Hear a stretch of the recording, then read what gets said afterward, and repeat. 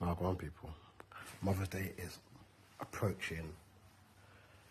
And I also see Mother's Day, yeah?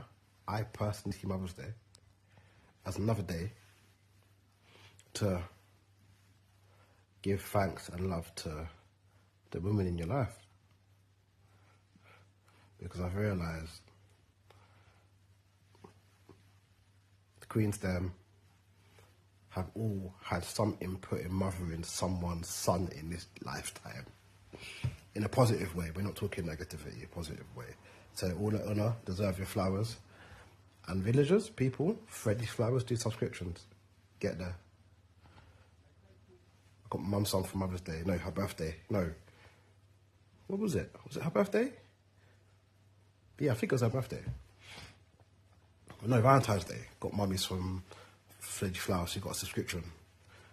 And I think we're in it to last the whole year because me and my brother have had this talk years ago. It's Mother's Day every day. It's International Women's Day every day for us lot over here. And, you know, you just have to give people them flowers when they can smell them. And get people flower subscriptions because, hey, everyone deserves one. Everyone deserves one. And that is it. I'm at work for like an hour and a half, then I'm going home. How is your Monday going? Also, weekend was beautiful. Manifested some ish. Manifestation and alignment and planting seeds all work. Literally. Like, just wow. Wow. I keep zooming in because my skin's looking amazing. Blood fire, yo. It's always been amazing, but I'm just admiring myself right now. But, yeah, man. Manifestation is real, guys. It's real. It's real.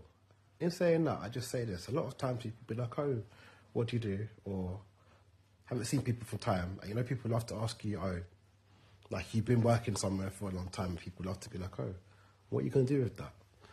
These times, they have no understanding that you're happy with where you are. You're happy with how it's working for you and what you're working for. And some of us have reached some of our goals. And for example, everyone's like, oh, why don't you go and make an agency or make a nursery? That was never the plan. And I'm someone that sticks to a plan. Yeah, that's it. That was never the plan. And also, people need to stop giving people ideas. Because why don't you go and do that? But you're going to give me an excuse, innit? Yeah. Block your ears to the people that have advice that probably wouldn't dare to do what you did.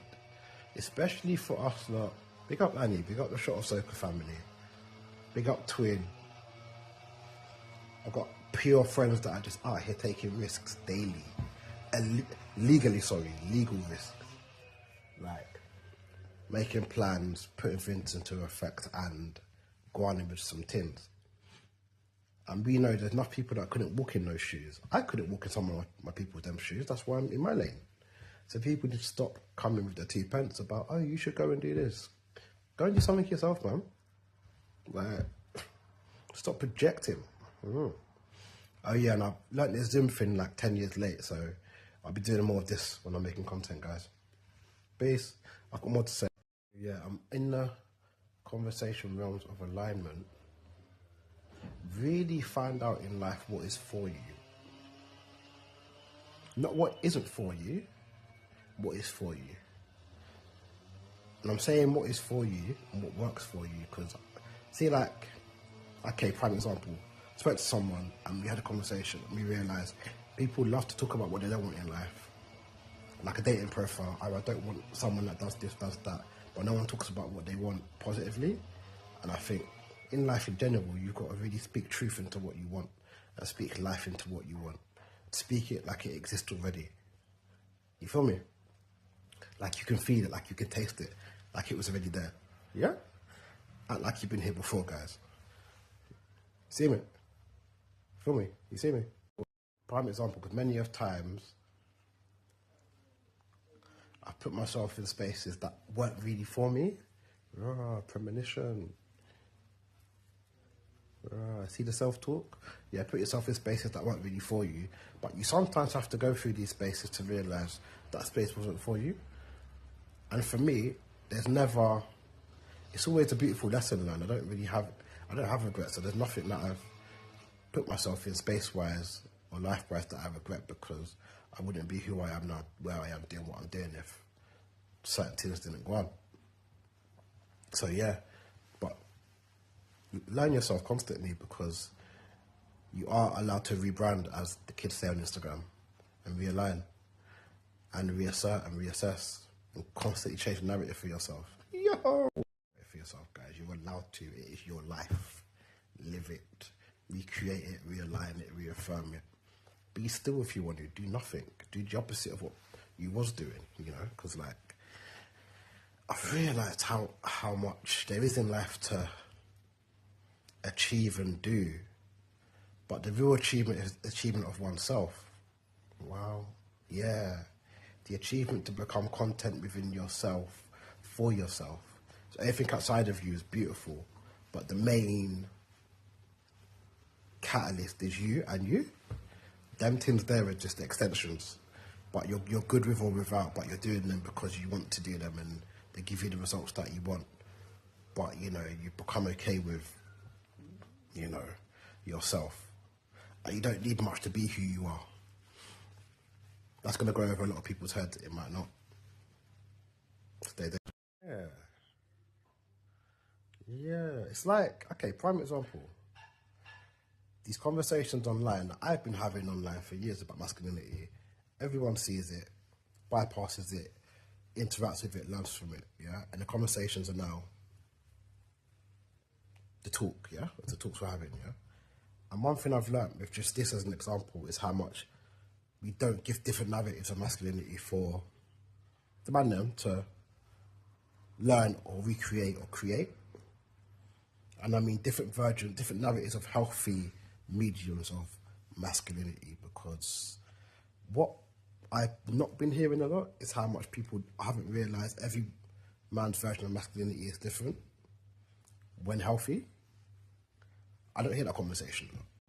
But also, on the other play of it is, because it's going to be so new to society and people don't to adhere to and to receive the healthy mediums, it's super necessary we change our mindset towards these things, so, you know, us men can be received well in our own spaces for ourselves. Also, talking about safe spaces, I'm a big believer in community healing.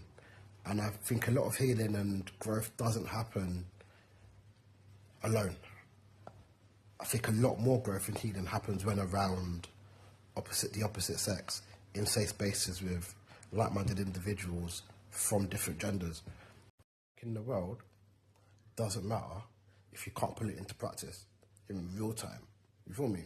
With that hard work you do, the healing, the therapy, the tarot reading, the space, the stillness, it needs to be able to be leaned into and used in real time, in the real world. And I've realised how much I've healed in safe spaces with women, just for conversation or just connection.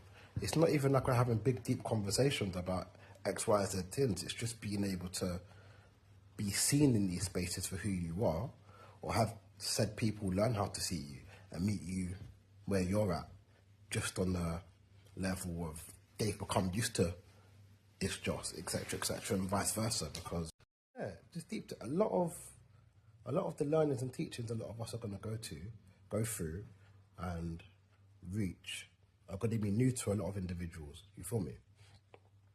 So, if your version of your narrative, of your version of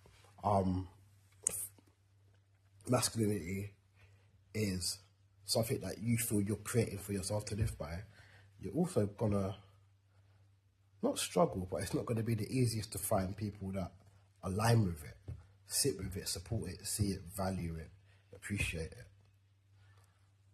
Myself, because I lived the narrative of my own version of masculinity for a very, very long time.